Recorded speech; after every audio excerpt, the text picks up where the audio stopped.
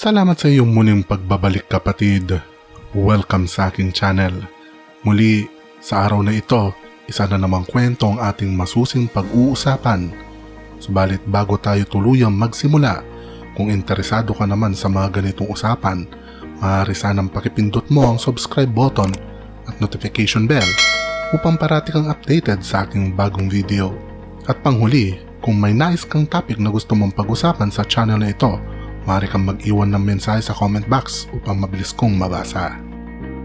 Sa araw na ito, pinagdiriwang natin ang araw ng kalayaan mula sa pananakop ng mga dayuhan. Sa ganitong araw, taong 1898 sa bayan ng Cavite Viejo, probinsya ng Cavite, sa pangunguna ni dating Pangulong Emilio Aguinaldo, ipinahayag niya sa publiko ang ating pagiging malaya mula sa pananakop ng Kastila. Subalit buhat noon, ang kalayaang ito na pinaghirapang makamit ng mga Pilipino ay pilit sinisira ng iba, pilit na dinudungisan at pinapalitan ng takot ng mga taong ang hagad ay maghasik ng lagim sa lupa. Ngunit dahil may mga tao naman na nakahandang magbuwis ng buhay para sa kapayapaan, ang lagim na ito ay dagling napapawi. Gaya na lamang ni Captain Romel Sandoval na walang pag-aalinlangan na ibinuwis ang sariling buhay alang-alang sa katahimikan na minamahal niyang bayan at ng mga minamahal niya sa buhay. At yan ang pag-uusapan natin sa araw na ito, ang kabayanihan ni Captain Romel Sandoval. Ating balikan ang kanyang naging buhay.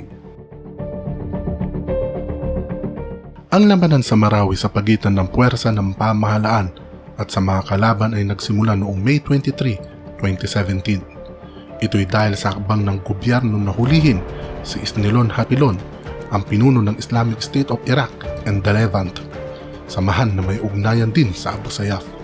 Ito'y matapos makatanggap ang otoridad ng ulat na si Isnilon, 10 ng kanyang mga kasamay nasa lungsod upang makipagpulong sa mga pinuno ng grupong Maute.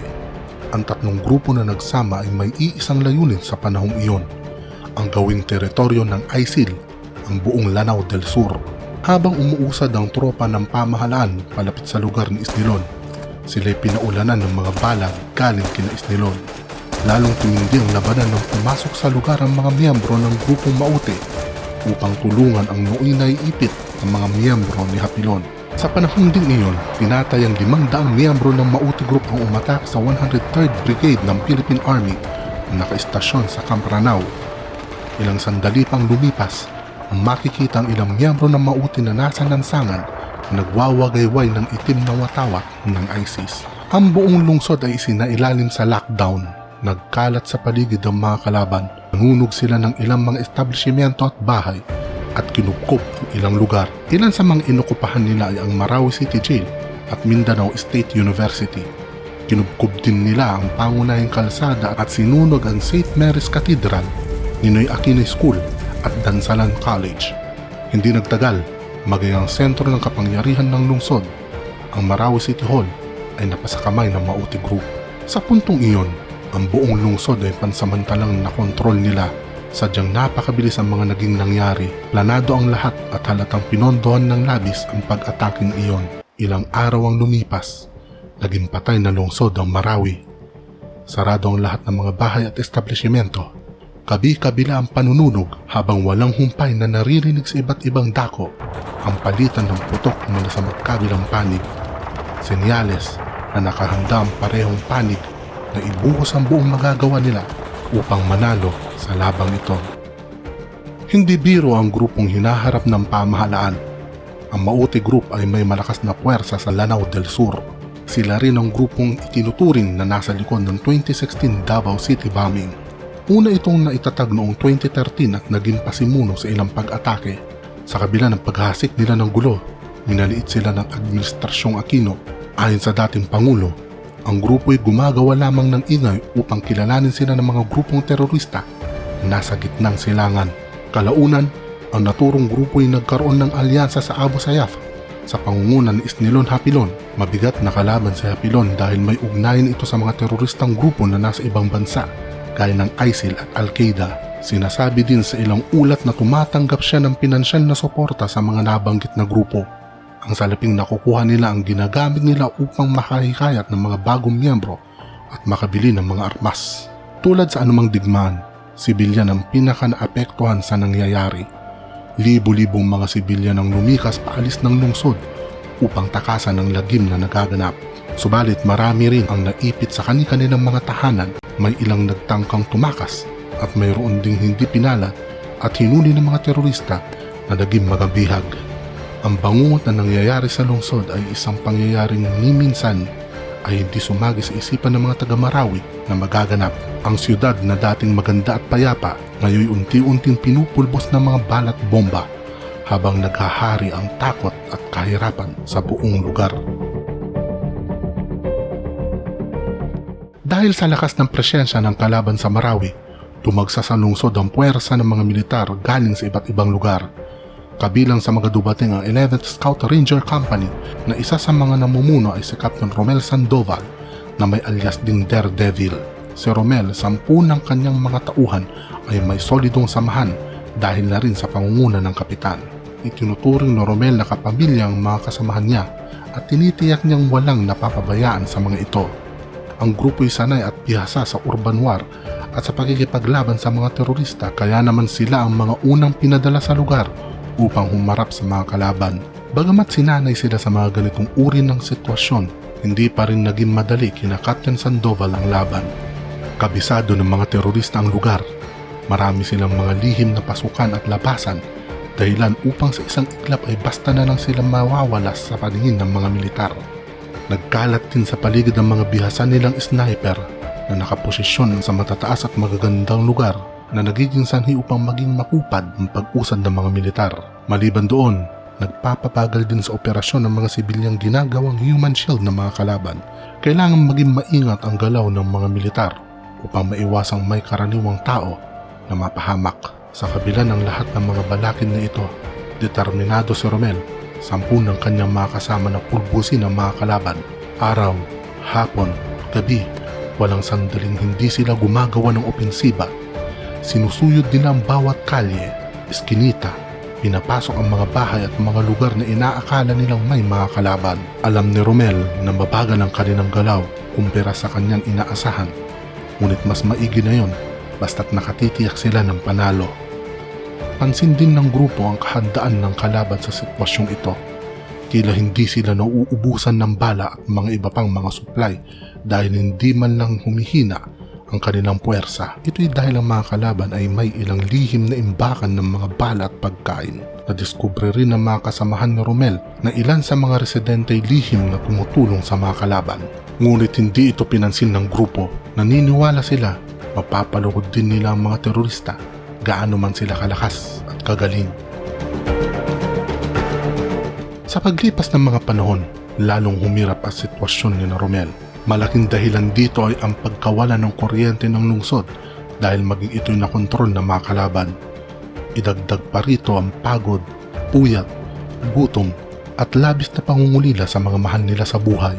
Naging bihira ang pakikipag-ugnayan ni Romel sa kanyang asawa dahil sa hirap din ng komunikasyon at dahil na rin sa kanilang sitwasyon. Subalit kung may pagkakataon, sinisikap niyang tawagan ito at i-text. Ipinagpapasalamat ni Romel na si Annie ang ibinigay sa kanya ng Diyos na maging asawa. Napakabait nito at sadyang maunawain.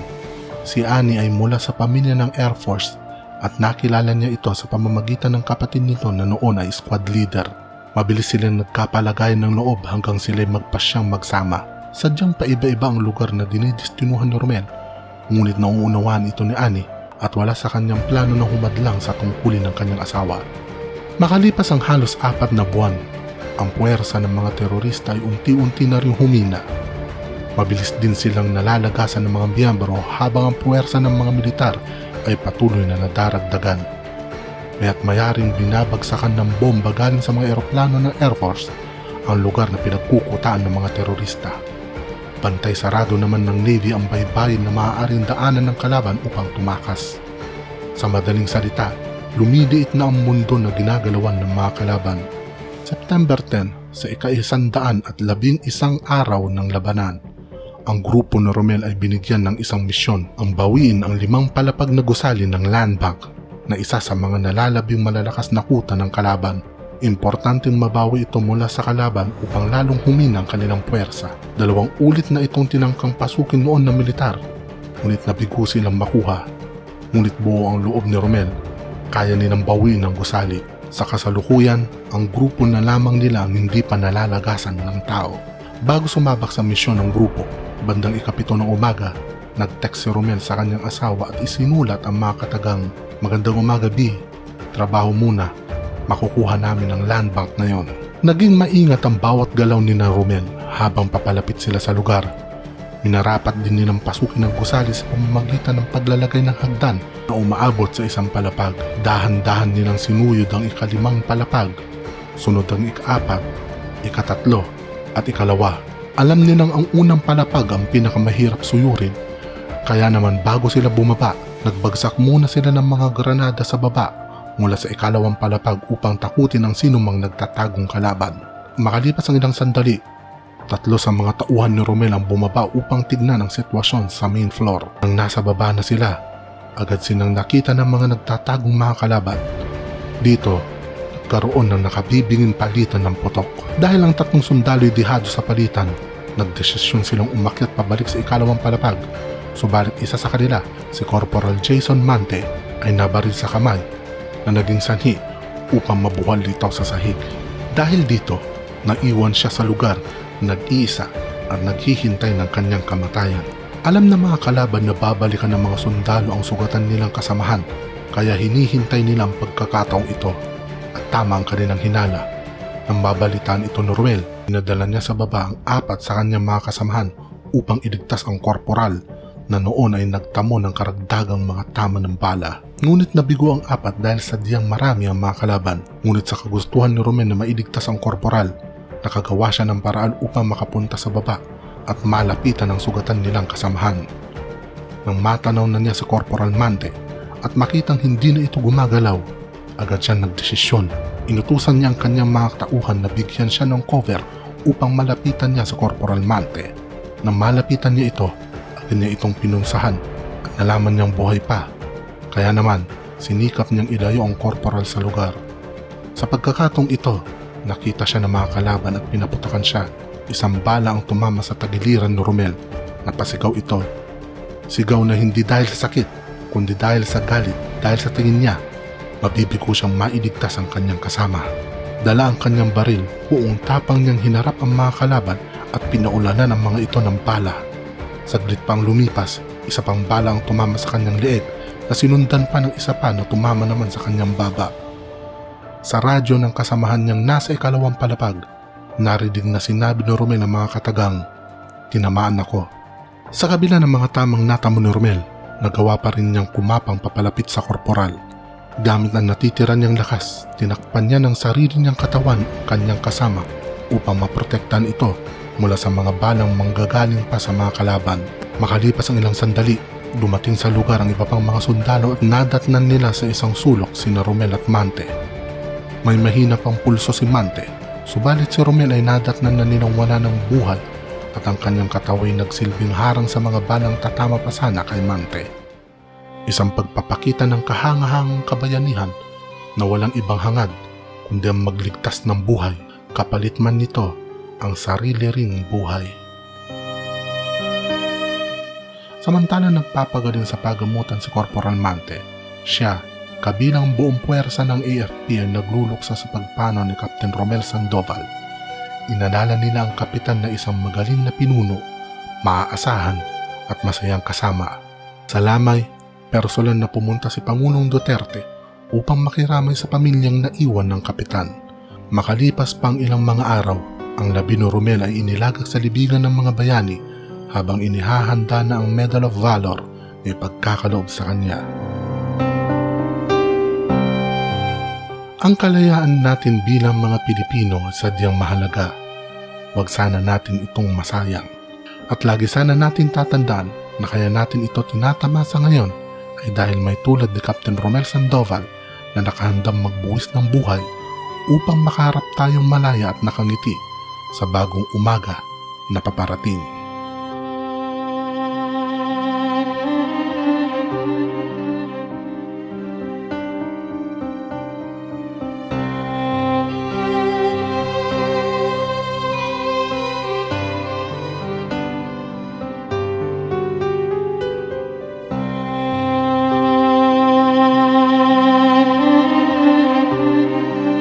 Hanggang diyan ang kwento natin sa araw na ito.